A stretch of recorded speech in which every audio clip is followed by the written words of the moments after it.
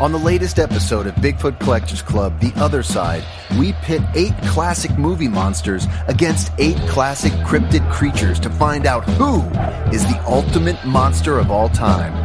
Brace yourself for twists, turns, shocks, and fatalities galore in the epic that listeners are calling a wild ride and a wonderful and insane episode. So cross over to patreon.com/BigfootCollectorsClub for more info. Bigfoot Collectors Club presents terrifying tales from zombie Bigfoot's cryptid crypt. I know a ghost story about you. Hello, everybody, and welcome back to another episode of Bigfoot Collectors Club, the show where we talk to amazing guests about their personal paranormal history and share stories of high strangeness. I'm your ghost, Michael McMillan. With me is your other ghost, Bryce Johnson. And your supernatural producer, Riley Bray. Terrifying Tales from Zombie Bigfoot's Cryptid Crypt continues for the month of October. And boys and girls, we have something very special. It's a Halloween treat for you guys. I'll tell you what, we didn't know if we were going to be able to do this. So it's a surprise. We're dropping it in your candy baskets. What you're about to hear is a live show that we did with 2 of our favorite paranormal investigators, Greg Newkirk and Dana Newkirk, husband and wife couple. They are, of course, the people behind the traveling museum of the paranormal and occult. Yeah, and the groundbreaking documentary Hellier. Exactly, which we've talked about so much on here and The Other Side. So we actually were invited, the 3 of us, to do a live Zoom show for Phenomenacon last month and talk to Greg and Dana for the first time. These are 2 guests that we've been dying to get on the show, and they know all about this stuff, and they're the perfect couple to talk to in the middle of the Halloween season. But we had so much fun doing this, didn't we, guys? Yeah, this is a great episode. It was a highlight of this year, honestly. Yeah. It felt like a night out on the town. It was a good time. It really scratched that live show itch, which we were doing these live shows at the Bigfoot Lodge in LA before the pandemic hit. We met so many new listeners doing this. So thank you to you guys who jumped over and started listening to the show. And so we have a treat for you. This is the live show. And if you are a member of The Other Side, Greg and Dana graciously gave us the video. This doesn't exist anywhere else. They gave us the video that was only supposed to exist for 48 hours or even less. I think it was like 16 hours on their feed. Wow. And we're going to put that up for you on The Other Side right now. So if you want to see the live version of this, you can go to patreon.com/Bigfoot Collectors Club. Join the Patreon. If you're a Patreon member and you'd rather watch the live show than listen to it, you can go over. It's going to be up for you right now. And that was really cool of Greg and Dana because this was not supposed to exist, and they essentially gave it to us. So we're grateful for that. But anyway, we will leave it there. Enjoy the live show. We're going to be back next week with I think a really fun episode. We might, can I hint at this? Is it okay to drop a hint? Sure. People like hints, clues. It's going to be our first deep dive episode since Roswell. So get ready, guys. We have something very special cooking up for you for the ultimate, or towards the end of Zombie Bigfoot's Cryptid Crypt right before Halloween. Until then, enjoy our live show, and we'll see you next week. Bigfoot Collectors Club. Love you guys. Go get regressed.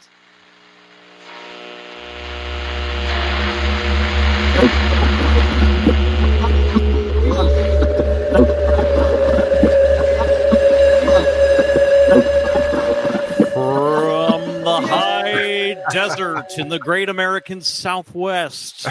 Wrong show. What?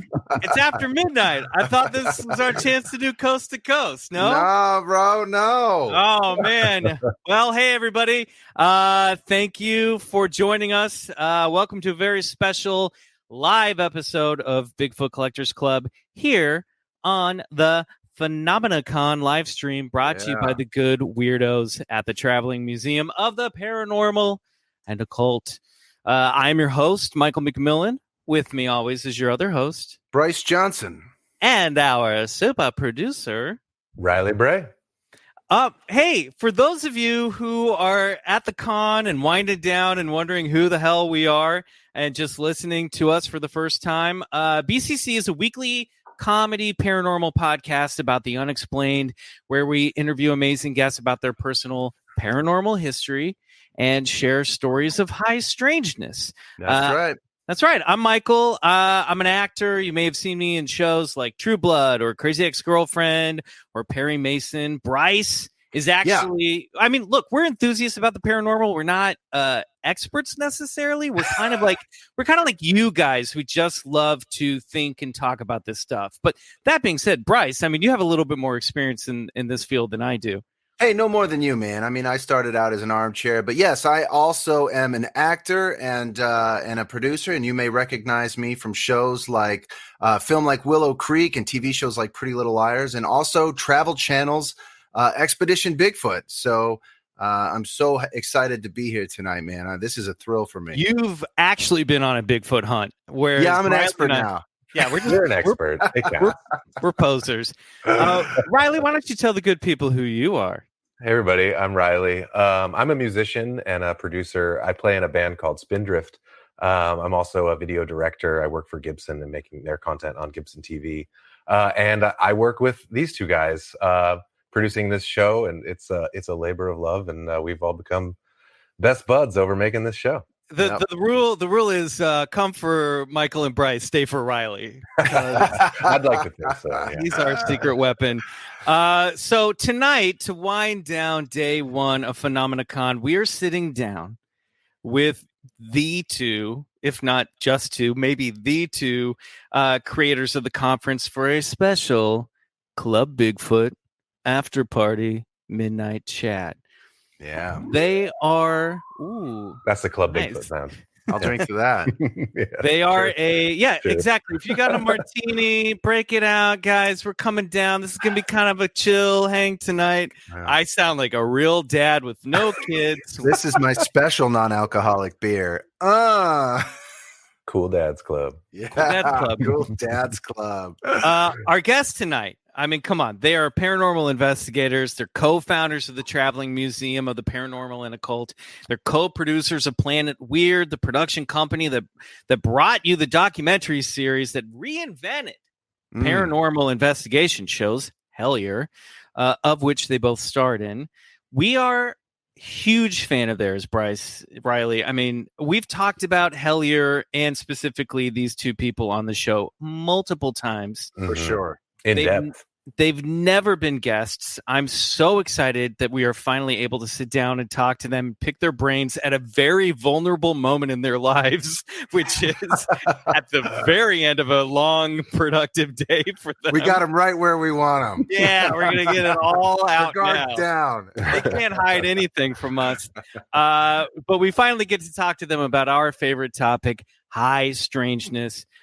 Ladies and gentlemen, please give a warm Club Bigfoot salute to Greg and Dana Newkirk. Yeah. What's up, dudes? My God. Look at these guys. We're finally making it happen. It's happening. I am so, you know what? It almost works out better that this is how this happens, because I know that we've been trying to do this for a long time, but we're like the worst. No. By the worst, you mean the best. I'll take it. Yeah. First of all, I hope you guys have. If you drink, I hope you have a martini. If you don't, I hope you got a soda water. You guys, soda water. Hey, cheers! You guys nailed it today. I gotta say, Bryce and I both. Riley was working all day today. Bryce and I are the only people who don't actually work right now, so we got to watch the conference today, a good chunk of it, and it was fantastic. I'm gonna steal your guest list for the show. Do it. That's the whole point. Yeah. We want these are all the people.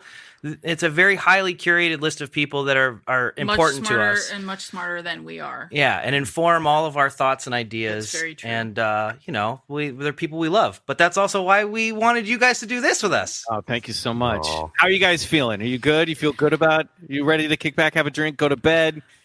Dude, I've been up till 6 o'clock in the morning for the last 3 days, so I'm roaring, rip-roaring, ready to go. I don't really know what's going to come out of our mouths. It could be good, it could be bad. We'll take We're it just either going way. to go on this journey together, I guess, is what's about to happen. It's the lucid hour. Yeah. So for people who listen to our podcast know that we like to ask all of our guests, and for you in particular, the two of you, this is an extremely loaded question. What is your personal paranormal history?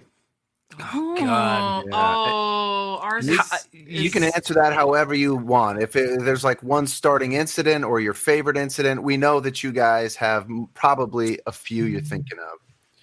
I mean, I can start. Yeah. My history is honestly very boring. I didn't experience anything weird. I mean, everybody, it seems like the more that you dig into this, everybody has like their story, right? The story that started them, the ghost that they saw when they were a kid. I never had any of that. I had to go looking for monsters, and I typically did not find them very much. It was mostly just me and my friends falling through the floorboards in abandoned buildings as kids. And then eventually, from what I've heard about your backstory, there was a lot of like teenage shenanigans and possibly loaded weapons in your backstory. Lots of loaded dude, weapons. my friends and I used to steal our parents' credit cards and order like crossbows and medieval weapons off of eBay. I've seen this photographic evidence. Because the way that we started was we were really just sort of like vampire hunter LARPing. We weren't really taking anything seriously. And then there was the day that like some weird stuff started to get thrown at us in a cemetery, but that was like a year into our origin story. And that's really how it started. Fire your crossbow. You forgot your crossbow. No, here's the problem. That crossbow was always fired at each other. Yeah. That's the problem. We used to but see, here's the thing though, because we were vampire hunting. We would go to shop class and we would be secretly carving stakes, and we'd make long ones that would go into the crossbow. Oh my God. The problem is when you fired it, they always like did this like flip when they come out because they weren't made to do that. And then I almost watched my friend Nick get impaled by it. Jason shot one directly at him. So there you go. That's mine.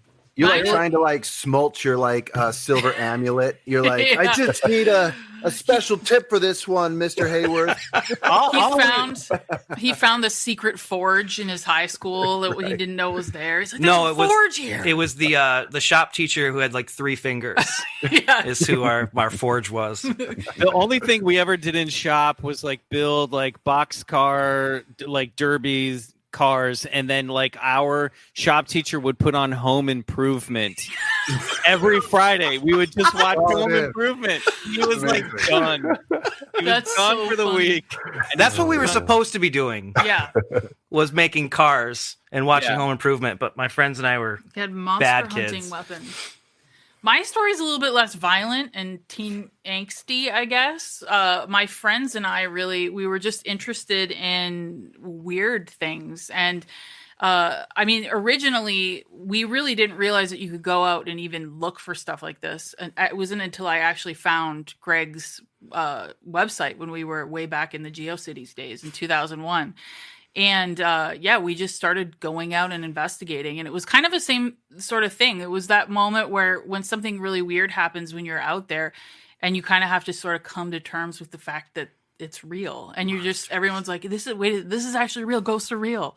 So there was a lot of that in the early days, and just out kind of exploring weird haunted places in Kitchener-Waterloo, which is where I'm originally from.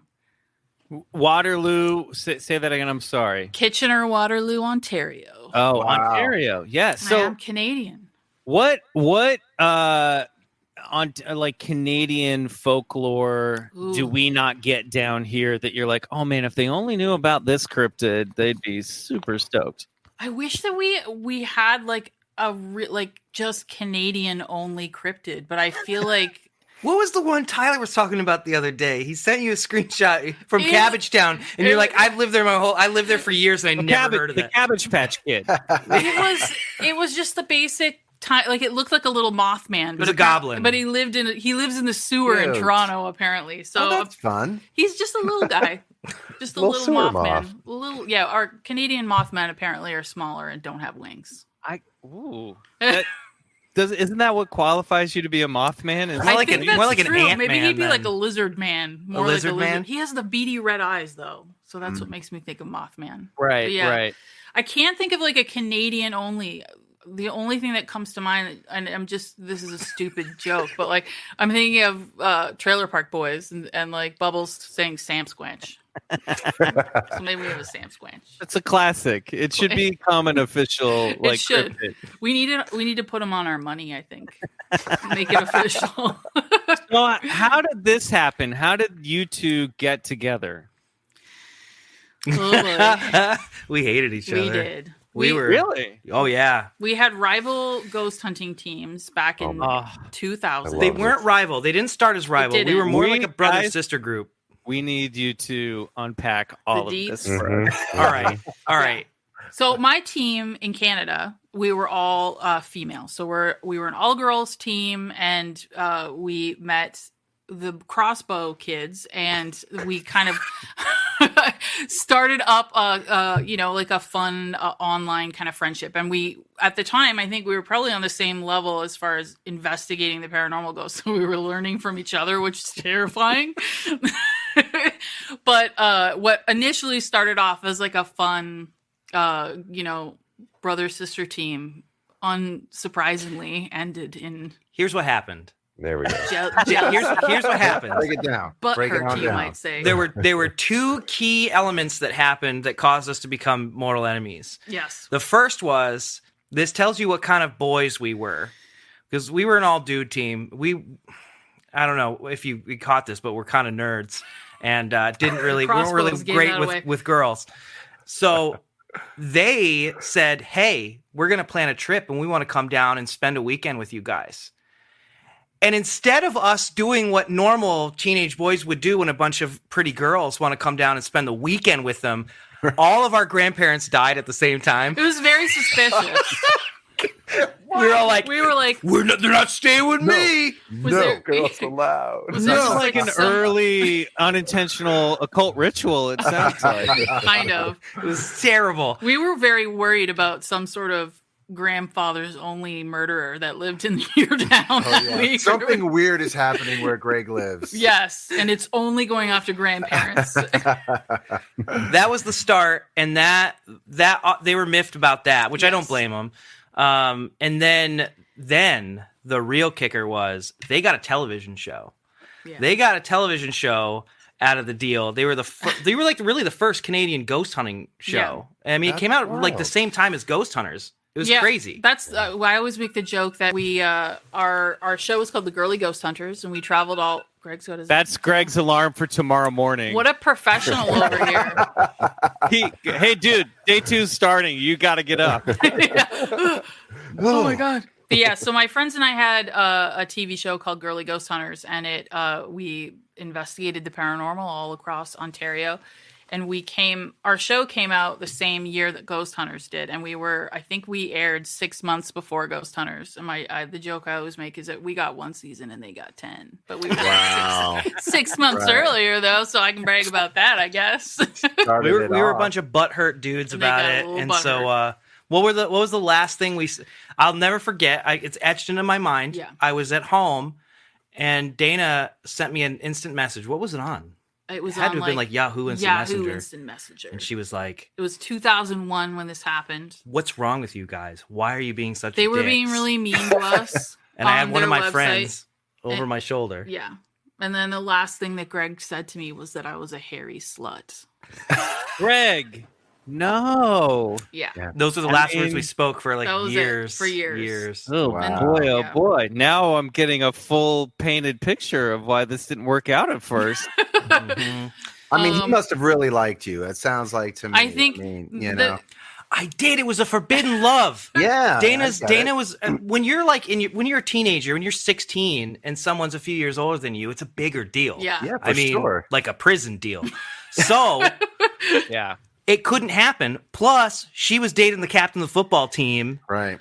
and so it just wasn't. It wasn't. And you meant were to a be. nerd making crossbows in shop. Yeah. Yeah. But then 7 years later, it was something like that. 7 years later, Greg was moving and he decided to go on a kind of pilgrimage of apology. And without contacting any of us, he and his friend printed off pictures of us and drove to our town and literally just started asking around. Aww. And found us in 40 minutes? 45 minutes, we had our first lead. Yeah. And then we went on a ghost hunt that night. Uh-huh. All And now- this is just support that all Canadian murders are solved within 45 minutes. Print out pictures, walk around town. That's all you have to do. Crazy. It's solved. Yeah. Oh yeah, she lives right over there. She's been dating the captain of the football team. Yep. That was pretty much how it went too. Yeah, and it's also alarming that Canadians will also just tell you where each other lives without any concern about your safety or well-being or anything like that. So, But yeah, That's ideal. Dana, you are not just a paranormal investigator. You are also a magic practitioner. And are you a Wiccan? Am I getting that? That's not right, is it? So I've been practicing magic for over 20 years now, and I think I'm the first person to say that I had a Wiccan phase. It was pretty much during the beginning, but nowadays I kind of just refer to myself as a hedge witch, and it's just sort of a term for me that kind of it basically means I practice solitary, so I'm not in a coven and I don't really work magic with other people, and usually the magic that I practice tends to be pretty nature based. So I focus a lot on working with nature and the cycles of nature. The hedge witch, that's such a cool phrase. I remember you saying that in Hellier, so forgive me. Yeah, it makes no me worries. think about the hedge knights, who used to be knights that were just like, hey, I'm a knight for hire. I'll help you out if you got a problem, but I'm not sworn to any kingdom. That's kind of cool. Yeah. I mean, hedge witch is really if you, one of the best ways to think about them is they were sometimes they were referred to as cunning folk, but they were people who practiced magic or they practiced folk magic and they worked with herbs. And they usually were the people who lived along the hedgerow. So they lived further away from the town itself, but not quite completely separated from the town. So if you needed something, you would have to go right to the edge where the wilds and the forests were. And that was the spaces that the hedge witches would live. And you'd have to go out into the dangerous spaces just a little bit, but you weren't quite out into the wilds. So what are the benefits of going kind of lone wolf as opposed to working in a coven? I bet you there's a lot of advantages. Sure. I think for a lot of people initially when they start practicing magic, it's nice to have people around you that you can bounce ideas off of and you can learn from. But the older I get and the more that I do practice solitary, really, it does become a very personalized spiritual practice then. And so I might have a way of doing something that's very different than another person, and maybe they would be uncomfortable with that, in circle. So it's kind of a nice thing because it's a very kind of fine-tuned and tailored spiritual practice that really, for the most part, it has happened that way just because I've been practicing solitary for so long. Incredible. So, Greg, you said that you never had anything really happen to you, but obviously you guys were interested in this beyond vampire LARPing. I think Riley and I had weird experiences as a kid. Bryce had a weird experience as a kid, but I think sort of the common ground that we discover is hey, turns out your public school library has some really cool books. That's very true. I want to know if that was potentially a gateway for you into how you got into this subject. 1,000%, 100,000%. Yeah. It was really, what it was we were vampire LARPing. It all started because we wanted to scare our friend in a cemetery. And then when weird stuff happened, like we had our older brothers and older friends hanging out there, and it was like Blair Witch signs hanging from the trees and stuff like that. But when weird stuff happened, we had such a good time. We went out again, and then like occasionally, like somebody would feel a tap on their arm, or we'd get something thrown at us. That's when we would hit the library and we would start reading books by like Ed and Lorraine Warren and Hans Holzer, and realizing, oh, ghosts are real, like monsters are real. We need to go and take this a little more seriously. I mean, how seriously can you take it when you're 14? Yeah. But you at least are interested. And so that was like X-Files was on TV. I mean, 14 is when I really got into acting. So like it's a very influential age. And look, it ruined all of our lives. I know.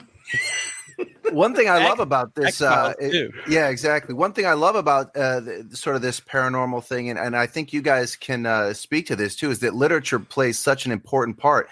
I mean, all of your fans and your museum members, they seem like such big readers. And why do you think that is? Why do you think people who are interested in this stuff are constantly having to search out different authors? And why are books so important in this field?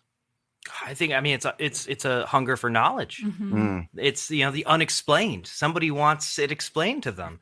And we always joke about how Hellier is a show about reading books, because it really is. It's just book recommendations here and here and here and here. And that's why, that's the thing that I love about this subject matter, is there's no shortage of things to read. There's no shortage of new ideas. And I mean, take your pick. And there's plenty to pull from. And the more that you read, especially the more you read stuff that's varied, the more you can kind of put together your own picture of maybe what's going on. And I think that's why people, I hope they like to read. And we're always trying to get people to. I think it's a nice thing.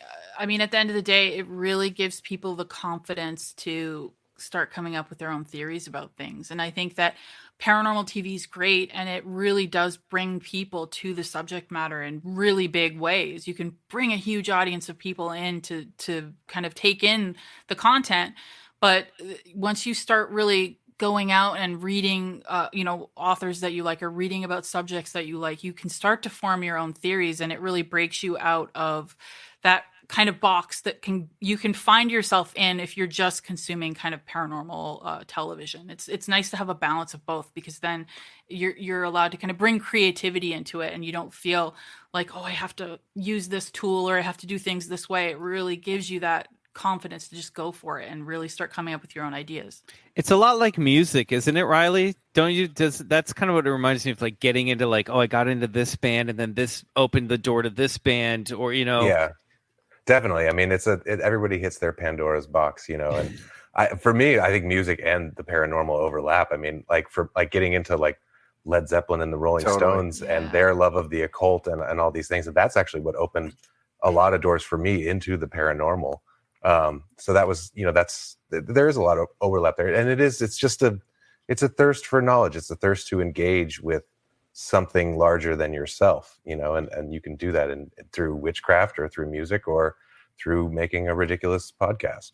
I think that's the thing that really appeals to me about this, and I still shy away from it, honestly, like in a very big way, that I think if, as we're heading into the beginning of the 4th year of this podcast, like I'm going to have to like confront at some point, but there's that interactive nature to this. Like the thing that I love about like the occult and just the phenomenon in general and these books is it does sort of ask you to participate in it, which I feel like you guys obviously are doing in the work that you do, that Bryce and Riley and I are inspired by when we read books like, the Mothman prophecies, just that sort of, there's that romantic idea of like boots to the ground investigation, getting there and going out and searching. And it's been really fun to watch Bryce manifest that with Expedition Bigfoot. I mean, I have to feel like maybe I don't know, not to make this about us,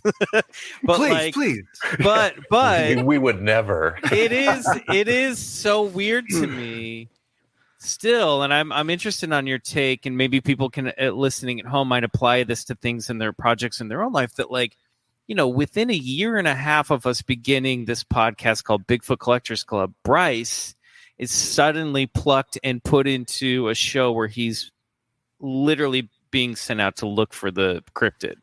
That's amazing. There seems to be you seem to have an easier way of manifestation when you have these tools at your hand. I mean, there's something about it. We always talk about when you engage with this phenomenon, it seems to engage back with you. And I love how you guys say, how important it is to come up with your own hypotheses and theories. And I think that this phenomenon begs that of the participant. It says, what have you got? Figure me out. You seem to be a great mind for this, come play with us, and but yeah, I don't know what my question is, Michael, but yeah, there's something about that, I'm interested on Greg and Dana's thoughts, like how it all sorts of, without this podcast, I don't know if we would have found you guys and other people that are in this. It all seems to build on one another. Do you guys?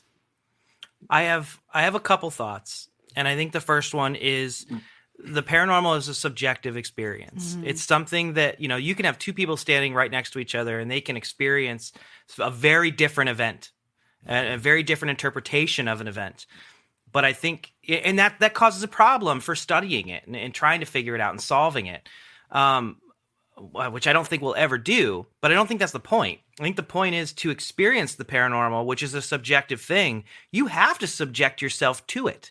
It's why a lot of hardcore skeptics who refuse to even leave the possibility of something like that, they don't experience anything because they won't actually give themselves over to it. And I really do think the longer we do this, the more the paranormal in all its forms, whatever you want to call it, the phenomenon, whatever, it needs us to invest in it for it to manifest. It has to have some give and take for you to experience it. And if you refuse to give, you're not going to get anything in return, which I think is a double-edged sword, because we all know people who go a little too over the deep end. We see it with Hellier. Does this weird thing to people, and there's some people who just take it a little too far and they just go, they're just nuts. We're on the verge of doing that a lot of the time. And so it's it's a bit of a game of tug of war, trying to figure out where that middle ground is so that you can get that engagement back by giving a little bit. I think the way that I always look at it, and it's not even really looking at the way that I feel about it, and is this idea that what we're experiencing is it's really a current. It's a current that's pulling us through. And I think that current really works because of resonance. So when we become in line with it, we become part of the current and we get pulled into it.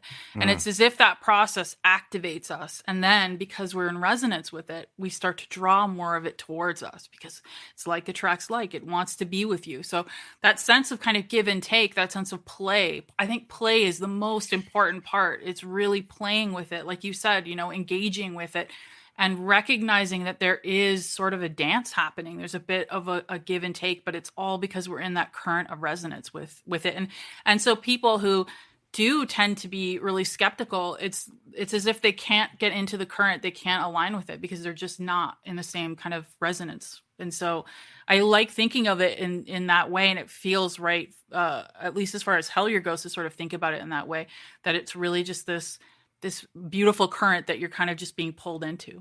Yeah. I like that idea. Beautiful, beautifully said. And that idea of play makes so much sense to Bryce and I as actors and Riley as a musician, that we know that there's a moment when you're in the flow that you're engaging with, even with another physical person on stage. There seems to be another sort of intelligence coming through behind that in art as well.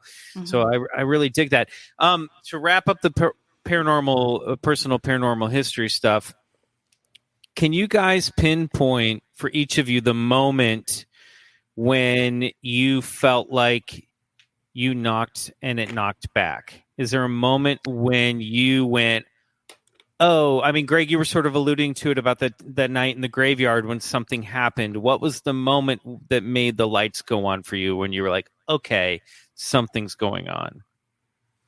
I mean, for me, I think that was the first point, was the night in Barkley Mountain Cemetery. We had driven out there It's a tiny little cemetery in the middle of nowhere on top of a mountain. It's the only thing that's left of an old ghost town, mining town, miles from civilization. And this was like right after we had gone and started LARPing. And we had gone there without anyone hiding, without anyone scaring us. And we started to get, like, there was maybe 6 or 7 of us, and we were getting hit with these, like something was poking us, jabbing us, like something was throwing stuff at us. And then we find out that it was little bits of coal. They were little tiny pieces of coal, and it was an old mining cemetery. And I still have, actually, I think it's right there. I still have that piece of coal. That one thing that like really set everything in motion for me. I picked it up and I said, I'm taking this home. And then that was it. When I was like, something is speaking to us from somewhere else. I thought it was ghosts, dead people then, but my opinions have changed a lot. But that I think was the moment for me. Maybe it's Indrid Cole. Without the D. Little Hellier humor. Maybe. It was an early. It's all connected, man. It's all connected. Trace it back. That joke is for this audience and this audience only. Yeah. He knows how to read a room, Yeah. I think that for me, probably, I definitely had many experiences leading up to this experience, but this was the one that I think was undeniable. And it was something, for me, it was undeniable because it happened very early in my time investigating the paranormal. And it also happened in front of a really big group of people, which at the time for me was very important. I think, to sort of be willing to believe that this kind of stuff was happening. And it happened when we were filming the last episode of Girly Ghost Hunters, which was at a location in Ontario, in Castor, Ontario, called the Hermitage. And it's an old abandoned mansion that had burned down a few times. And there were lots of stories. We were investigating this location, and there's lots of kind of local legends and ghost stories about the woman who lived there having had experiences, coming back and scaring people off the property. And it's a very kind of isolated place. You have to walk a mile through the woods just to get to the ruins. So it was a perfect place for a TV ghost hunt. And we weren't really expecting anything too scary to happen. We had been there a few times and not really had that much activity. And this specific night, there had been a story that we had heard, and it's kind of a trope at this point, but usually it normally happens when people haven't done any research. And usually you'll hear it was a Native American burial ground, or it was just something that kind of gets clumped into that category. And so at that point, we had heard that a few times from people, and we didn't really believe it. So it was a crew of maybe 15 people, and halfway through the investigation, I'm looking about 30 feet away from me, and in the woods that are about 30 feet away from me, and again, we're miles in the middle of nowhere, this 7.5 feet tall static creature or shape. It was like the outline of something with very long arms. And the way I describe it is it looked like an outline encased with like television static. And it literally walked out of the woods. So it was dark, and the static movement kind of comes out of the woods. And as I'm looking at it and trying to focus my eyes on it, I can see the definition of the arms. I can see that it has legs and that it's moving towards us. And then I see 2 more of them come out of the woods on either side. And these ones are a little bit smaller.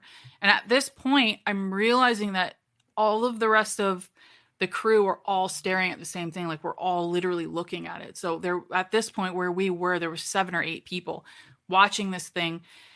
I don't know what it was. They seemed to come out of the woods and instantly felt as if they did not want us there, because their body shape, like the way they were moving their body, it was as if they were trying to herd us off the property.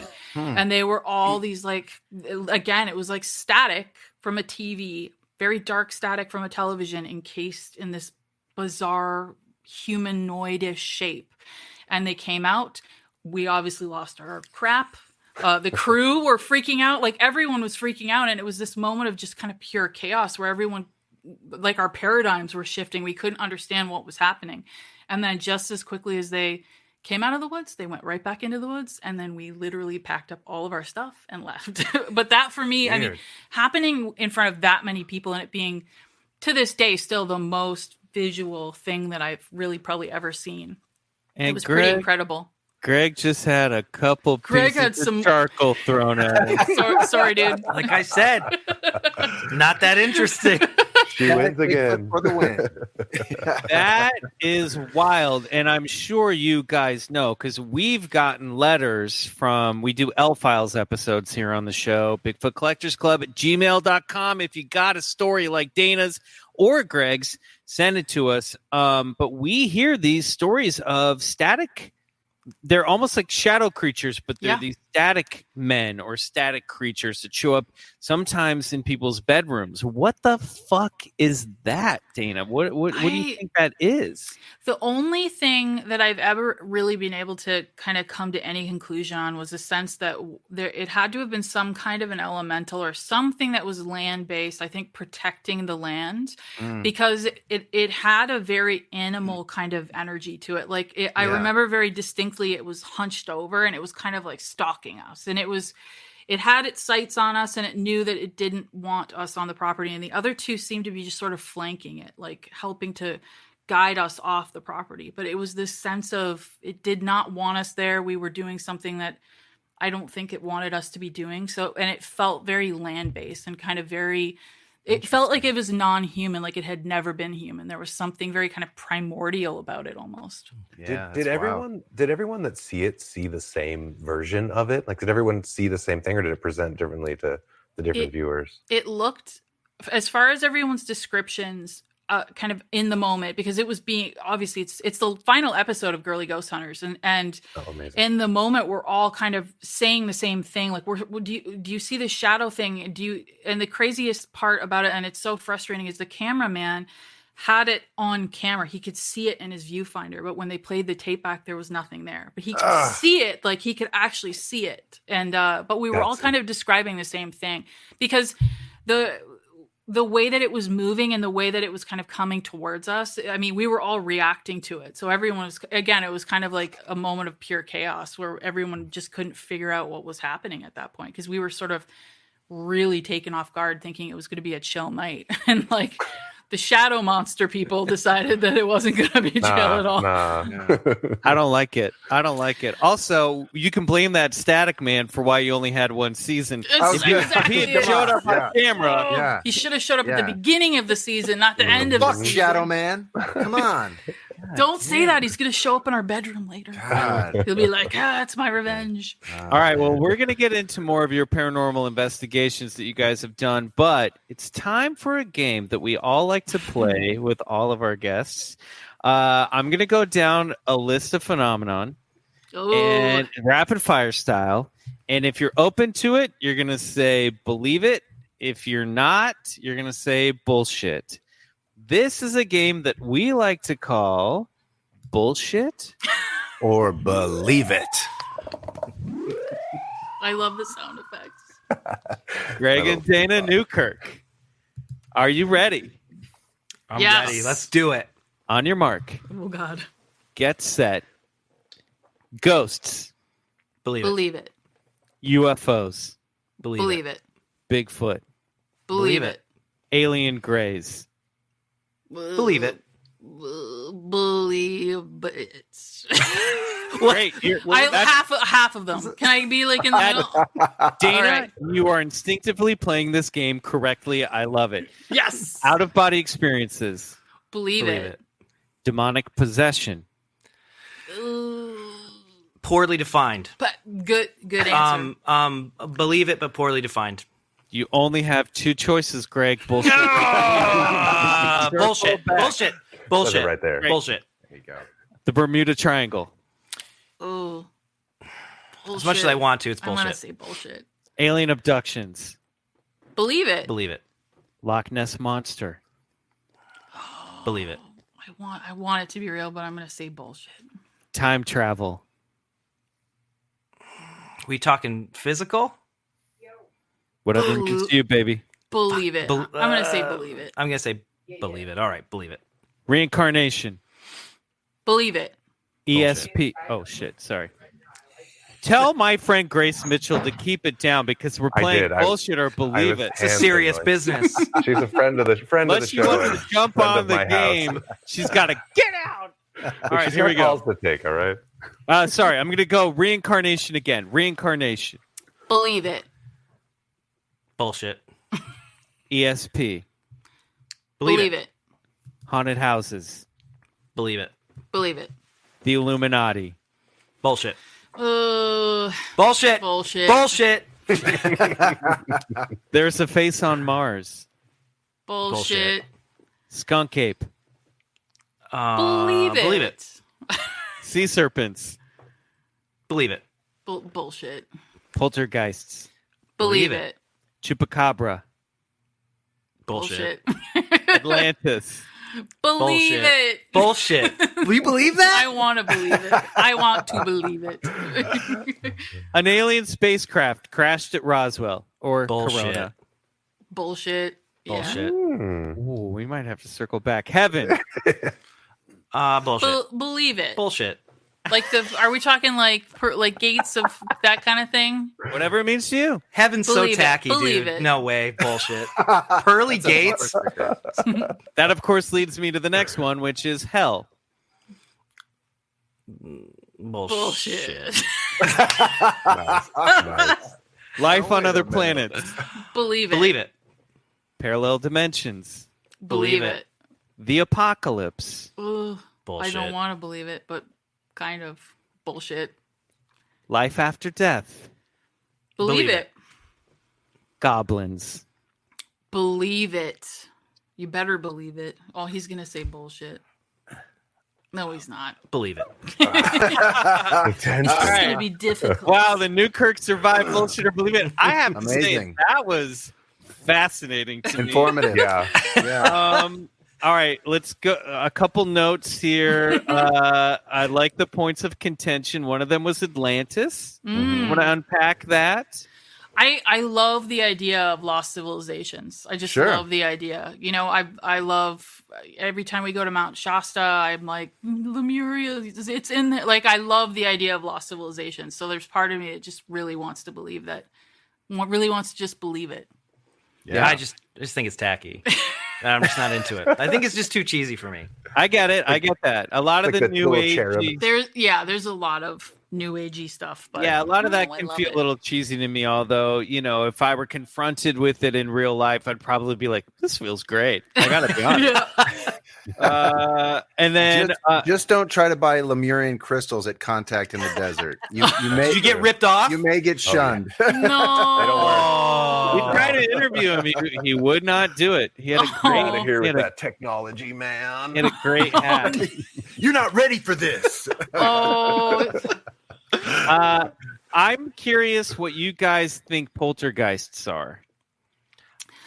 I think we probably are on the same page. I mean, really, one of the most fascinating things I think about a lot of poltergeist cases is looking into children that are in the home. But usually, it's happening around kids going through puberty, and that seems to be a really big caveat to that. Those huge bursts of kind of psychokinetic energy that seems to happen around poltergeists. You know, like I think the most probably famous poltergeist case would be like the Enfield poltergeist, and the Enfield poltergeist case happened to a huge, you know, family of teenage girls, and a lot of the activity was happening while they were going through puberty. So it seems to be, at least I think, a huge factor in that massive bursts of poltergeist and psychokinetic energy.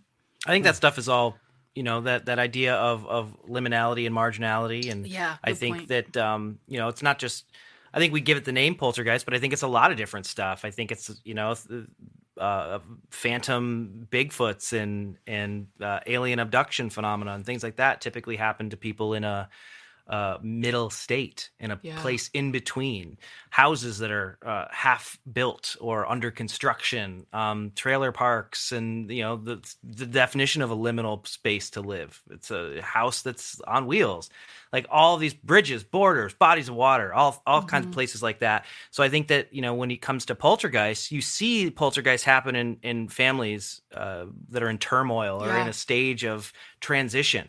Maybe somebody just died, or kids going through puberty. Yeah, I mean, puberty itself is like a liminal state. Absolutely. You're not an adult and you're not a child, so you're in that weird space in the in-between. Absolutely. So I think that poltergeist activity is just an offshoot of that weird state of existence. One of the things that I think about too when you bring up poltergeist is the Bell Witch, which also I thought of when you were talking about ancient elementals, because the Bell Witch is one of those crossovers where it feels like that was a household with a lot of teenagers, and it was also on like old land that I forget the patriarchal name of the family, but that they probably there's that old cave that's, I always feel like the Bell Witch was there for a long time. So I'm not sure which is which, but there is some sort of crossover there maybe. Well, you got a cave, which is it's a liminal space. It's half in, half out. Good point. The caves. It always comes back to the caves. And finally, Roswell. It's not a alien spacecraft. Do you think it's bullshit? I mean, I'm more apt to believe these days that it was some sort of government. That's what I craft. think. Maybe. I think something definitely crashed there, but Sure. I don't know if it was extraterrestrial. I don't buy the nuts and bolts thing anymore, man. Like, it's so hard. I think that's part of the deal with reading and actually being boots on the ground is you start to really rethink a lot of the traditional narratives of these types of stories. And I think UFOs, piloted by some intelligence are real, but I don't necessarily think they're nuts and bolts. Well, that's a perfect segue into our next segment, which for you guys tonight. Now, typically we do a story of high strangeness where Bryce or I will bring a story like the Bell Witch or the Roswell and sort of present it for the guest. But when we have two people on, such as yourselves, we gotta eschew us just telling you a story you've probably heard a million times and talk to you about your own experiences. And Riley, do you need to queue up for this one? Oh, we're ready, baby. High strangeness. Let's talk about high strangeness, you guys. That's a term that we throw around a lot on our show. It's the name of a segment. I hear it more and more out there. When we actually started the show 3 years ago, it was sort of a kind of like underground phrase that like not a lot of people maybe necessarily knew about. Oh, hipsters. I hear it. We hear it all the time. I feel like we're hearing it more and more. So what does the term high strangeness mean to you guys? Go ahead. To me, it means more. I think it's just more of an all-encompassing phrase than just saying the paranormal.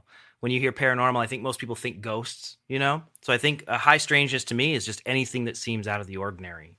Yeah, I think that's a good way. It's sort of like a catch-all, really, for all of it. I think, and it's sort of that space where you do find the crossover, and there's so much of it. And we've talked about this a lot, but the idea that within the paranormal community, there's a lot of kind of compartmentalizing of interests, and there isn't a lot of crossover. So a lot of Bigfoot people will not necessarily be interested in ghosts. And, but when you sit down with people that, are more interested in other things, you do find that crossover. And I think it's that crossover where a lot of that high strangeness likes to hang out. And this nuts and bolts thing versus the, I don't know, what is it? Psychic projection, something from another dimension, mass consciousness. Yeah, because you guys have been engaging with something on the other side. It feels like in your investigation during Hellier. It's funny because I think it's hard for some of us to discount the idea that these physical manifestations aren't something from our own reality. Mm-hmm. And how do you... Oh, Bryce, I think we lost your sound there, buddy. Sorry, everybody. Stand by, because I know he's going to have something to say about this. I know he does. They're silencing him. They're silencing you. Yeah, he's too close to the truth. That's it. He was about ready to reveal the secrets. They're shutting you down. Here, Bryce, I'll just fill in your words here.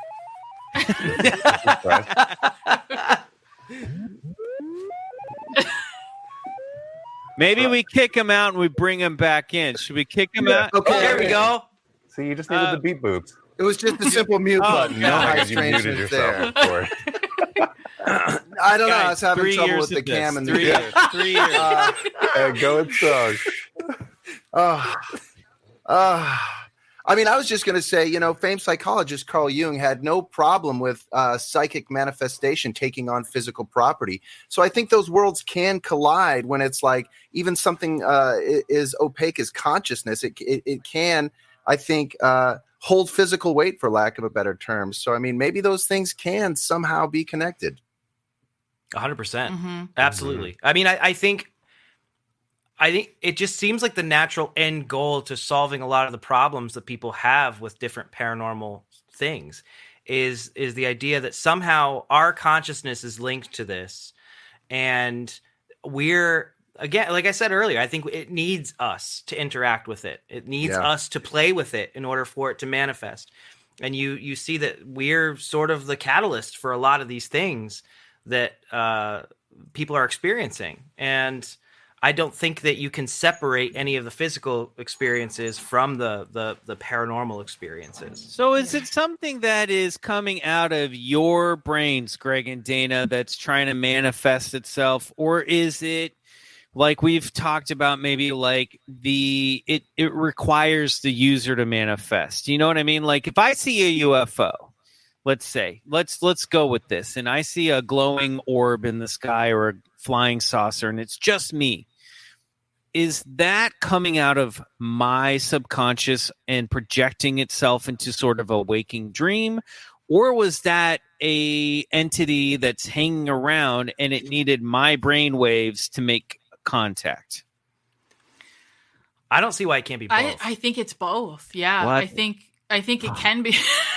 I mean, truly. I think it can be both. I mean, think about, it was Jung, right? Who even believed that UFOs were manifestations of an unhealthy mass consciousness. Yeah. And so I think that can be, well, and think about what's huge right now. UFOs are huge again. Yeah. We're going through lots of turmoil. Yeah. I think that a lot of experiences, so let's use the Ouija board, for example, right? Skeptics like to write it off and say it's the ideomotor effect. These can't be messages from anything. It's the ideomotor effect. Yes, I think so. When people say like, oh, it's all in your head, I think that's true. I just think that these things need us to communicate because we're the easiest tool for them to use, whether it's just tweaking that part of our brain that's the smell of a loved one that we lost, that maybe the intelligence still exists somewhere. They can make us smell them to know that they're around. That smell's not really there, but we can smell it because we know the memory of it. So I think that there's an element of that happening with a lot of the paranormal experiences that people have. Is their brain? So what is the you're catalyst. saying essentially is, if you smelt it, you did dealt it. You did, in fact. Something else dealt it. Yeah, right. Come on, keep up, Michael. Greg and Dana. Saying, if it's coming from you, then you must be the one. I have a question. What is it like being full-time professional paranormalists? I mean, is it all sex and UFO cults? Michael wrote that. But I didn't say cult. I just said, is it all sex and UFO? Oh, yeah, right. I added that. But what's it like? I mean, there's not a lot of you guys doing this full-time on the day-to-day. Can you give us just a glimpse into what that's actually like? Oh God, it's super depressing. Really. We definitely live in a bit of a... None of our family members are proud of us. We live in a bit of a vacuum, and I think forget how actually weird we are until we say something in front of someone who's relatively normal, and they look at you like, "What did that person just say?" And I'm like, "I thought that was normal." I think that's kind of fun, actually, to be perfectly honest. Yeah, with you. it's a weird thing of like walking this line where you're trying to maintain some sense of normality when you're answering emails to people who are seeing goblins or have UFOs abducting them. It's tough to go from that, then go to politics. Right. You know what I mean? It's difficult.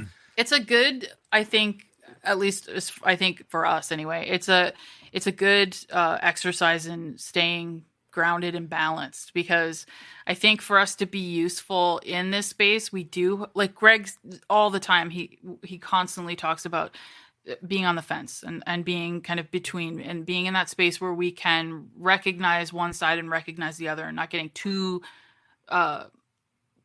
pulled into one side or the other, because we can't be good investigators if we're too far over here or too far over here. So it's a constant exercise of making sure that we're staying somewhere in the middle, because it's very easy.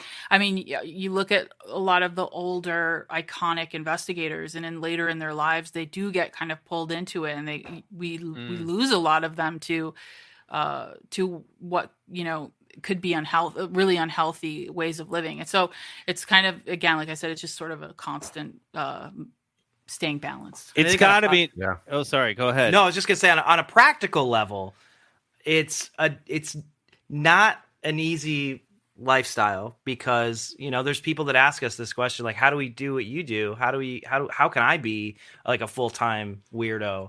Well, like, not a great health plan. Yeah, right. No, you can't. I mean, it's we don't have kids. We live a very minimal lifestyle. We live in a 2-bedroom apartment that's really cheap, and we live. I mean, so far you've just described my life as an actor in Hollywood. But that's a non-traditional, non-traditional life. Successful actor in Hollywood. You guys we're doing the same fucking thing. I was feeling the same way about being a musician. Yeah, it's great, but that's it, right? It's a non-traditional. You make a lot of sacrifices to live a non-traditional lifestyle. What is it that Gordon White says that you have to about?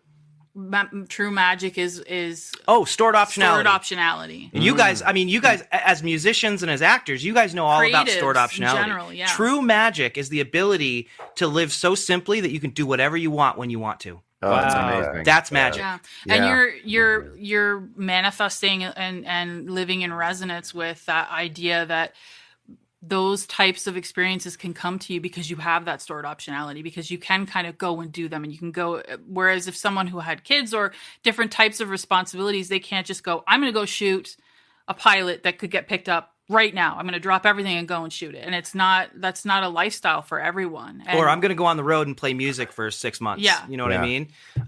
True magic is the ability to say yes. I love that. Whenever you I vowed after selling 800 numbers that I was going to store lots of optionality, and so yeah. There you go. I gotta think it's gotta be nice to have you two to keep yourselves in check, because I remember reading Grant Morrison talking about how, sure, you can call up gods, you can get into this stuff, but like you still have to pay your bills at the end of the day. Yeah. And there's even moments in Hellier, which, there are times as someone who loves the show and who loves you guys, and I start to question, okay, are they just getting excited about like a couple numbers on a street address? Are they jumping too far in, or is there something in this synchronicity as someone who buys into that myself? So it's nice. It's always nice when I hear you guys go, all right, wait a minute, maybe we're just freaking ourselves out here. Yeah. I mean, the nice thing with Hellier specifically is there's a big enough group of us that if one person starts to, and we will all at certain points in time, and we have gotten a little too close to that side where you start feeling not necessarily excitable about everything, but that idea that you're kind of becoming less about one side, or less about the middle and more one the other. There's enough of us that we'll pull each other back, and that's the nice thing is, when somebody starts getting a little too weird about something or a little too obsessed with something, there's a handful of other people there that'll pull each other back. What was that moment for you guys each? Can you remember a moment where you're like, fuck dude, I need you to like chill me out right now? I mean, I do really well with all of the paranormal stuff, like the magic and all that stuff. I'm fine with that. I like living in that world, and I think I can navigate it well. But it's when we start getting into the very scary human stuff, when it's like people talking about local murders and people talking about cults and things like that, drug trafficking, human trafficking. And I'm not like lizard people, baby brain drinking type stuff, but close. But close. The stuff that all of that's based on, the real stuff, the real stuff. Corruption, that stuff freaks me out. And then just unhinged like people who are a little off kilter, because people are always way scarier to me than any monster ever. Because you don't, I mean, I don't know too many people who've been hurt by a ghost, like really hurt. Right. People, on the other hand, that's a whole other story. So when we got to that stuff, and even still, I mean, there's a lot of real weirdos when it comes to Hellier who, I mean, we've had people drive by our house real slow. We've had people like find our phone numbers and call us at all hours we've of the had night. death threats. Wow. Stalkers. Which is super weird. It's a show about goblins. Yeah. Seriously. And we've gotten like death threats from it, like people literally threatening to kidnap us.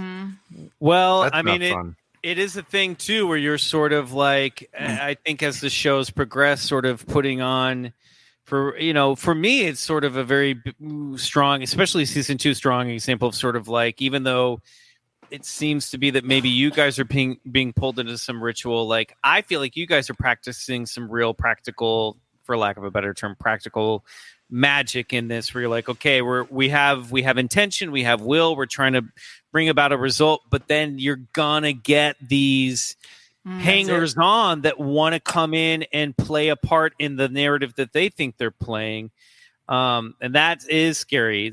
Totally. And those were the scary parts of it. It's that I loved the folklorist that you had open the Phenomenacon today. What was Phenomenacon was taken, so we had to add an extra syllable in there. What was who was the woman who was Dr. Kita? Andrea Kita. Amazing. Yeah. And Awesome. I love the idea that like we're sort of almost reliving this moment of the 1980s satanic panic right now, where everyone's scared about occultists and like kids being in Well, it's danger. you guys, the Hollywood elite. You guys are out there drinking baby brains. Right, exactly. That's true. That's what we do. When we're not Riley. Oh, Fresh and Dritachrome. So as a team, you guys have like promoted or encouraged unconventional methods in your investigations, like using hypnosis to induce an alien abduction in the second season of Hellier, that state. What's the thought process behind your non-traditional approach to investigating the phenomenon? The map is not the territory. Yeah. The map only shows you the edge of however far you can get. You can't go any further if you're just following the map. So you have to try new stuff. Yeah, it's sort of this visual of being you can either hike the path that's been hiked a million times, or you can carve your own way through. And I think the fun part about that is if you're a person who's okay with failing, sometimes it doesn't work, and sometimes it's just completely a waste of time, but at least you've tried it. And again, it's that idea of, I think really one of the things that we're always thinking about is just how can we approach this creatively? Like what could potentially open up a new pathway for us? So we're just sort of throwing it all at the process and seeing what fits. And sometimes it doesn't. Obviously we document a lot of our dead ends, and sometimes stuff will work and sometimes it won't. But I think it's that idea again of like play. You want to play, and introducing fun, creative ways of maybe approaching some of this stuff. It gives you that feeling of kind of engaging, and I do find that we fall into the current a lot more when we do stuff like that. It's a cool way of getting results. I love that you guys sort of are the clarion call for like, hey, Bigfoot enthusiasts, ghost people, let's work together to figure out what the hell this shit is. 100%. I think if we started to do that, we'd realize that there's so much more in common between all of these fields. And I mean, I've said it a million times, but I think it's just human nature that everybody who believes something that might be seen as weird wants someone who's a little weirder than them. So, I mean, hey, I believe in a big hairy monster in the forest, but at least I'm not that guy getting probed in the butt by aliens, that type of thing. Speaking of the big hairy monster, that's fun for some of us. When we were first talking about names for the show of this podcast, one of the first names we liked was Bigfoot is a ghost. But Greg, you're really the first one to ever sort of posit that idea that Bigfoot might be a ghost. What led you to that? And are you still there today? I don't think I am the first person to posit that. I think there's a lot of people who have had that idea. I think one of the things I think I'm good at is just taking ideas that are very hard to boil down and just be like, well, Bigfoot is a tulpic thought form. What's your egregore, elevator pitch of whatever. that? It's like, no, the elevator pitch is Bigfoot's a ghost. Yeah. Right. Because that one gets it right into somebody's head real fast.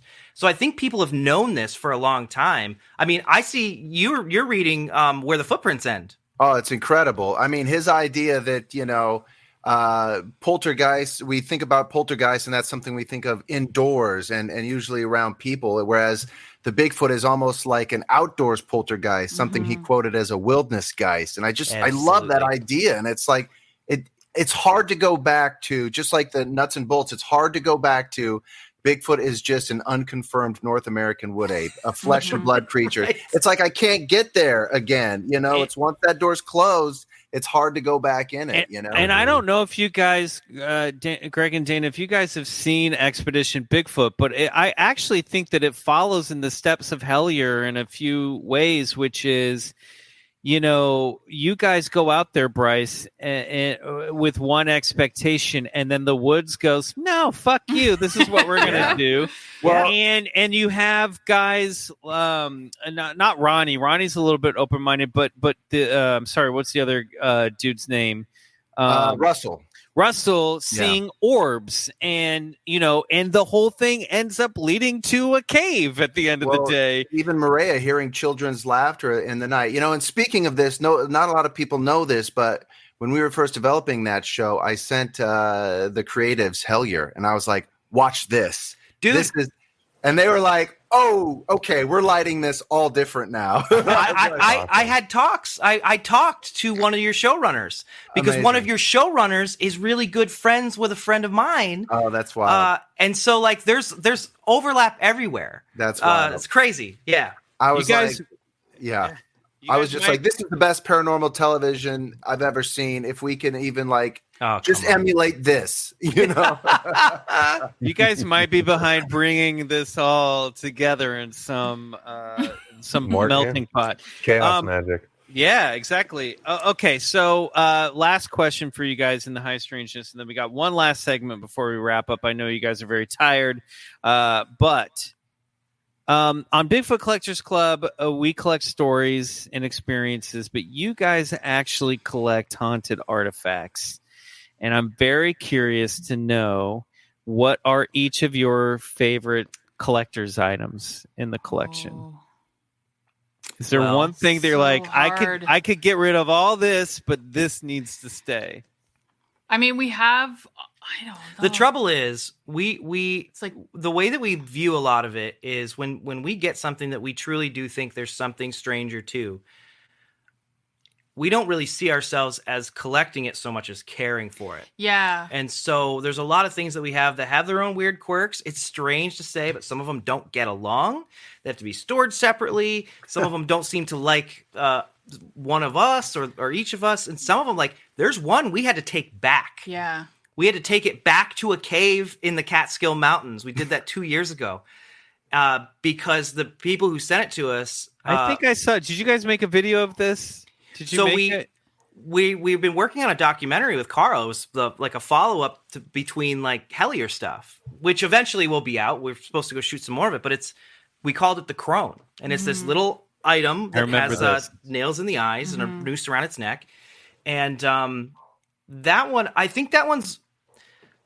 No offense, Billy, but that one I think is my favorite, just because it is a really great indication of the type of work that we're always trying to do. Because one of the things we did is we grabbed Tyler, who saw in Hellier, because he's a special effects makeup artist. And so he was able to figure out how to actually make a mold of this thing so that we could still have something in the collection to talk about the story and yet return it. Mm-hmm. So we spent... Return it to the woods, not the people. No, not the people. We spent a day, we had to hike miles, like 8 miles up into the mountains. We took a heater that wasn't even for us. It was for the mold to set up. The mold had to set, Dana set a big circle, and we did this ritual with like 100 witches from around the world at the same time in unison. Pulled the nails out, pulled the noose off, crazy shit going on all around us, like trying to get us to stop. I mean, people were getting like They were getting choked around this thing. There were car accidents happening. Oh my God, God, craziest thing I saw was watching a conference. We were in a big conference room. This was actually the last time that we brought, if you're talking about the same, the last time that we brought this object out into the general public. That after this experience, we were like, we can never bring this out again. That was what made us realize we have to take this thing back. We can't in good conscience hang on to this thing. We were at this point now, we were already weird and dicey about it. We'd seen weird things in our house, found wet footprints in our house. We television almost dropped on my head. Yeah, we had it in a box and we just wouldn't open the box. So if it came to that event, usually it would never come out of the box. So we went to this event and we always feel it out. I was like, this is too much, man. We always would feel the event out because there's some events we'd go to where like the crowd just wasn't right. Like, you know the type, dude bros yelling at ghosts. That's not the type of people we want this thing around. Mm-hmm. We were feeling a little funky about it. We weren't going to bring her out. Yeah, and then somebody had driven like 8 hours or something to come see our display, and they were specifically interested in the crone. And it was when a lecture was happening, so it was very quiet in the room. So we sort of, I think, I could see Greg kind of weighing up the pros and cons, and he was like, fine. You know, there wasn't that many people in the room at the time, so it should be okay. Unlock the box, pull her out of the box, still in the pillowcase she was sent in, and just sort of like held her there. And it almost immediately after that happened, this weird, for lack of a better word, force just shot down the conference hall. Sonic boom, like it just went. Wow. The lights started swinging. The person in I won't say their name, but they were across from us. Fairly big personality. Shakira, it's fine. Shakira. We all know. Her bottles of soda popped. Exploded. Wow. And sprayed all over her books and destroyed all of her merch. This is something out of Indiana Jones. It was unreal. It was insane. I've never seen anything like this. She starts screaming and growling like an animal. It was really weird. God. And then, like, you could just sort of see the ripple go all the way down the conference hall. Yeah, like the lights were swinging down that People were, like, aisle. looking around to see what's going on. And then this dude, halfway down the hall, rolls his head back. His eyes roll back in his head. And he just starts bleeding out of his mouth. And come on. Yeah. I swear, there's witnesses to all of this. He just had a Tons seizure. of them. Instantly had a seizure. Had a seizure. And it was like right when the box was open. And the guy who asked us to open the box started crying and said, I'm so sorry. I'm so sorry. Yeah. Put it back. You were right. Put it back. Put it back. And that was the day we said, we got to get rid of this thing. Wow. So that's my favorite, just because we were able to take it back, stop what was happening, and still have a representation of this thing that's 1-1 museum quality to show for all of the effort. Any weird activity from the carbon copy? No. Nope. We still have the nails and the noose, but those are locked up. Those are the only things we have, and I wouldn't be surprised if there'd be some weird stuff around them we did some things with them. Jeez Louise. I hope that answered your question, Michael. Damn. That answered half of my question, unfortunately. Dana, anything to add? I mean, I think I could probably go on the other side of the spectrum. We have an object in the museum that sort of internally we refer to as Billy, and Billy is I know who Billy is. Yeah, I did too. Great. Billy is a Kisi figure from the Central Congo, and when we first were given Billy, we had a lot of very scary activity around him, and a lot of scary EVPs, and people they experienced a lot of kind of frightening things, and Billy's kind of a really beautiful example of the way that we approach a lot of the objects that we're given. And really, at the end of the day, what we're always trying to figure out is why is this object active? And at the end of the day, if we can discover that there's some kind of an intelligence attached to it that is capable of communication, or just an intelligence in general, we have some kind of a responsibility at that point to find some resolution for this, because we're talking about something that's an intelligent energy or an intelligent entity. And so Billy is a really great example of that, where in the beginning, initially, people were having scary experiences, and it was a mixture between, obviously this was over the course of a few years, but real actual research and working with people that are much smarter than we are, archaeologists and people that could actually kind of lead us to the final conclusion and discovering what Billy actually was, which is this really beautiful idol that would have been used in the Congo for spirit communication, to communicate with the gods, to communicate with the land. And so Billy was this very fascinating in between. And what we were experiencing initially with him was sort of him getting used to us too. And so it was a process. And it's such a great example, I think, because so often in the paranormal, specifically the ghost hunting world, the word demon gets thrown around a lot. And if one thing that we as living people kind of perceive as being negative or scary, like scratches or hair pulling, most of the time people will kind of jump instantly on the it's evil or it's a demon kind of train. And it was a great example of pushing through that fear and really relying on actual research to guide you towards the actual conclusion, which was this object wasn't evil or anything like that. It was that we needed to understand what Billy was. And so, that again happened over the course of many, many years. And he's just sort of this really wonderful, beautiful example of what can happen when you research things the right way and not instantly go like demons. Right. I love that because it's beautiful. Mm-hmm. And I have to ask before we move on, November's coming up. Past couple of years, that was around the time when I would get a free show on my laptop called Hellier. Any tease, anything? I'm sure you get this all the time. Do I have a Hellier 3 to look forward to this year? I hate to be the bearer of bad news, but Carl refuses to do a Zoom season of Hellier, so that makes sense. That tracks. Photographers. What are you gonna do? Carl. That doesn't rule it out forever. Yeah. No, I think at this point, I don't think it's a secret. This stuff isn't stopping. In fact, it's just growing. And I think, part of that ego death is realizing that story is bigger than us, and realizing that it's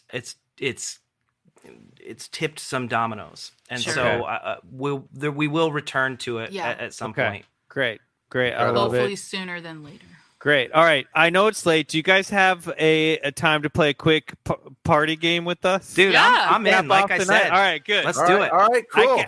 I can't read, I don't see comments. I don't know if people are ready to go to bed, but we got a party game to wrap it up. There's 270 people still. Fantastic. Oh, wow. Okay. All right. That's 4 times our audience. So Not anymore. Not anymore. there you go. All right. So, Bryce, what do you got for us? All right, hold on. See if I have any mezcal left. I've been keeping half an eye on the comments, and I got to say, your guys' audience is hilarious and cool, and we really love you guys. Yeah. Oh, right. Riley, we got a plaque for this one. We got a slide for this one. Let's hit it. Time for the conspiracy game.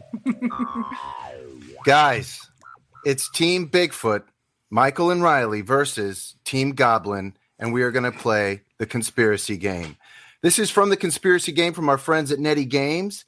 Now, I have 5 categories here: aliens, schemes, tech, mythos, and random. You guys will get to pick a category. I'll ask you a question, and if your team gets it right, you get 1 point. If your team gets the question wrong, the other team gets a chance to answer. Once a category has been correctly answered, it's no longer available. The first team to 5 points wins. We'll start with you, Greg and Dana. Team Goblin. Team Goblin. Okay. Would you like me to repeat the categories? Yes, or did one please. stick out? Yeah, Okay, give me the categories categories. are aliens, Okay. schemes, tech, mythos, or random. I'll let you pick. Let's do mythos. All right. Mythos. Ooh. Here we go. Greg and Dana.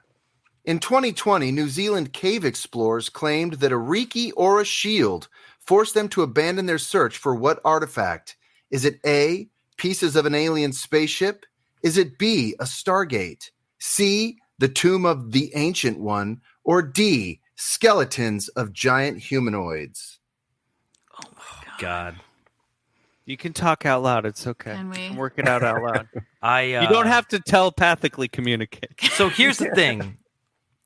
I don't know the answer to this one at all. Okay. But I want to rule some stuff out. I don't think it's aliens. Okay. Yeah. I don't think that it's what was the other one? B is Stargate. I don't think it's C a Stargate. is Tomb of the Ancient One, or D is skeletons of giant humanoids. I don't know why. I want to say it's skeletons of giant humanoids. Okay, I'm gonna go with you on that. But why? You being pulled the other direction? For some reason, I feel like Stargate is popping out of my head. Really? But I That's don't- because you're into Atlantis and shit like that. Maybe. Listen, if I'm gonna go with you, but if I'm right, I'm gonna laugh in your face. Okay. As usual. This is our typical relationship dynamic. I'm going to choose the wrong answer and then be made fun of for it. Dana, you did the right thing. Greg, you're right. It's good. D, skeletons of giant humanoids. I was Good going to job. fight for Stargate. I'm so pissed. I would have been Dana. If you and I were on the same team, we would have just lost this. I know. Riley, Now, what Michael, was if your- they get what were you if they get one thinking? right, I was going skeletons. I was feeling skeletons. that. It Yeah. felt Anunnaki, right. man. It felt Come right. on. Now, Michael, if they get one right, do they get to go again, or shall I move No, on? no. You Now two? it comes to us. Now, it Okay, comes to Team us. Bigfoot. Choose a Okay. category. Michael, you I want to do aliens, of choose. course. Yeah, good choice. Let's do it. Let's get right into it.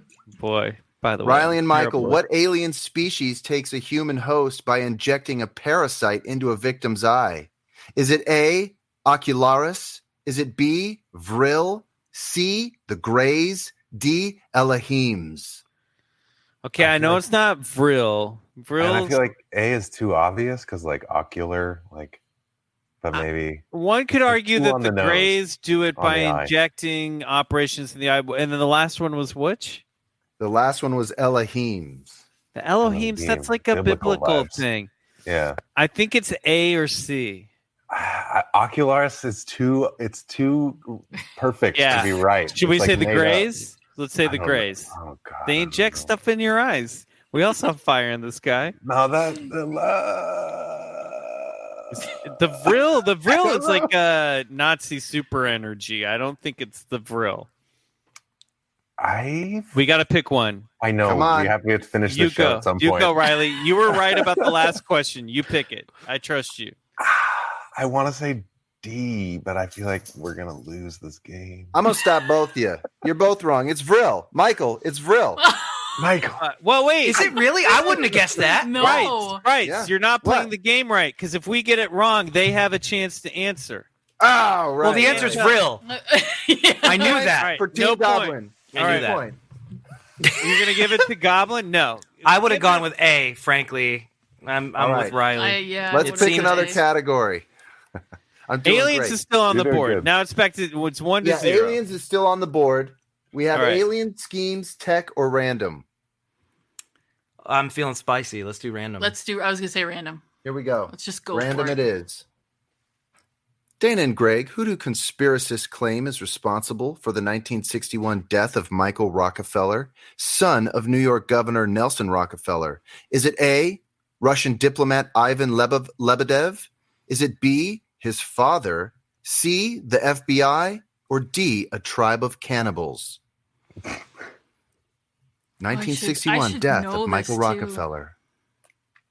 I'm now worried this is gonna go for 2 hours. I want to say A. That's what I want to say. You want to say A? Yeah, it's the Russians. It's always Okay. the Russians, All right? Yeah. Wrong, it's a tribe of cannibals. No, you're Right. not. No, right. You're not supposed to tell us. Right. All right. We get a chance to answer. Just say wrong. Bryce is the worst man in black ever. Listen, you guys don't even understand. I don't play by the rules. He's like, Michael. you're wrong Yeah. about the secret. The secret is actually this. I don't play by the rules. You guys Stay don't away from this understand. because this is what it is. I went This is over what'll this happen. with him before the show, and I knew he wasn't listening. once he gets that hat, And he was glasses like, on, I you got know it, he's in yeah. his own All right, world. As here soon we as he go. dresses as a Men in Black. All right. Michael Bryce? Riley. Aliens. Aliens, schemes, aliens, tech, aliens, random. aliens, Always aliens, aliens. Always aliens.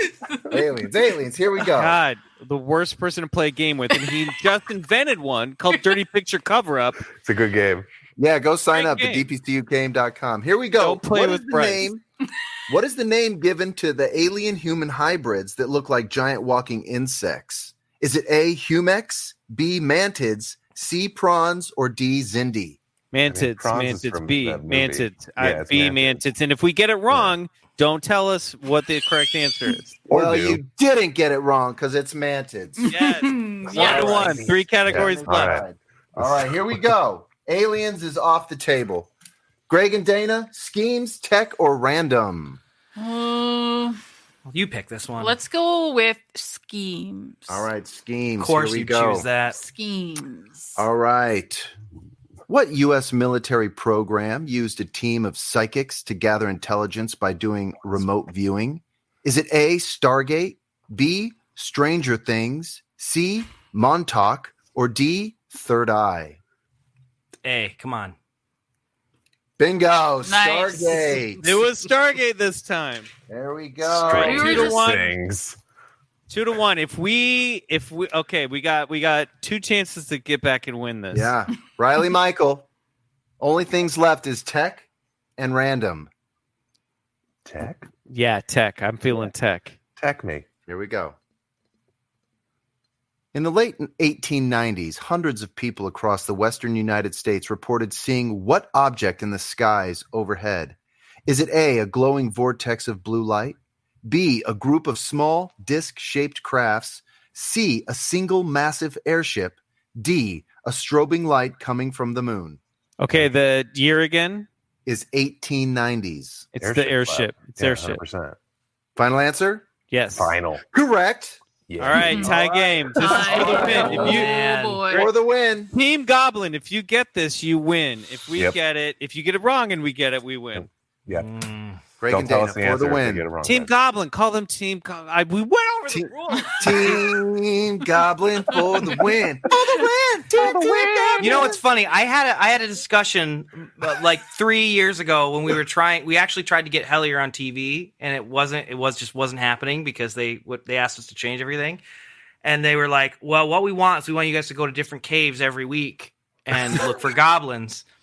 Did they? I mean, and I went, I don't want to be the goblin guy, and the guy was like, I got bad news for you, buddy. I'll You guys take are the it. Goblin guy. We're the goblin guys now. You're the Done. Goblin guy. That's so network. A different cave every week. Yeah. Different underground monster. What about Hawaiian goblins? There's got to be some. The There's caves in Hawaii Menahune. for sure. Lava caves? Team Goblin for the win. Project A-119 planned on testing a nuclear weapon where? Is it A, in the hollow earth, B, in a salt mine outside of Chicago, D, on Antarctica, or C, on Yeah, Antarctica, buddy. or D, You're drinking the non-alcoholic D. beer here. on the moon? It's the moon, baby. Moon. Final answer? Final answer. Yeah. Team Goblin for the win! Yeah. Congratulations. Yeah. Nuke the moon. Very was very excited close. about that. It was very I mean- close. Thank God the well-researched, well-versed paranormal investigators won this over the Yeah, right. out-of-work actor podcasters. I mean, Congratu- yeah. You guys Well earned that played. win. Congratulations. Thank you. Thank you. Thank you. Thank you. We would. Who knows how it would have turned out if Bryce had followed the rules for the first couple? Don't follow the rules. There's If no you learn rules. anything here today, it's never follow the rules. Oh, boy. All right. Be a Well, rule breaker. I want to thank everyone attending Phenomenacon who joined us tonight. We want listeners just like you to make Bigfoot Collectors Club even better. So please listen and subscribe to us on BCC on your favorite podcast app or listen and buy merch at Campfire Media's website. We are campfire.media. There's new episodes that drop every Wednesday. You can stay up to date with everything we do by following us on Instagram at Bigfoot Collectors Club and Twitter at Bigfoot Pod. And if you'd like a deeper dive and support the show, you can join us on our Patreon, BCC The Other Side, at patreon.com/Bigfoot Collectors Club. Greg and Dana, Wow. huge thank you to you guys. Where we don't know where Bigfoot can be found. Where can people find you who are listening to this at home? If they want more information about us, they can always go to hellier.tv or they can go to weirdhq.com. If they're curious about the work we do at the museum, they can go to paramuseum.com. That's probably it. Nailed it. Awesome. Fantastic. Thank you and everyone at the conference for hosting us. Until next year. Of course. Oh my God. Yeah. You know we do these every 6 months. Yeah, just come back in 6 months. That's next year. Good night. And go get regressed.